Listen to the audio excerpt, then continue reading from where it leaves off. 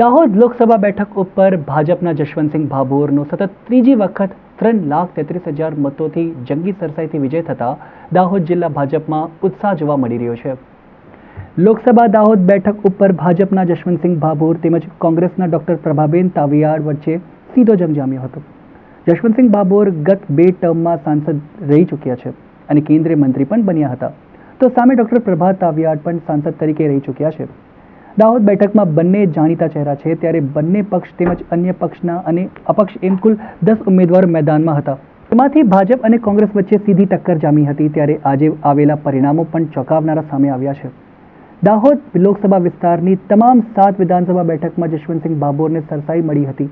કુલ 11,18,374 ઉમેદવારોએ મતદાન કર્યું હતું, જેમાં જશવંતસિંહ ભાભોરને 6,68,715 મત મળતા પ્રથમ ક્રમાંકે રહ્યા હતા, જ્યારે બીજા નંબરે કોંગ્રેસના ડોક્ટર પ્રભા તાવિયાડને 3,55,038 મત મળ્યા હતા. તો તમામ ઉમેદવારોમાંથી કોઈ પણ ઉમેદવાર પસંદ ન હોય તેવા પણ મતદારો હતા.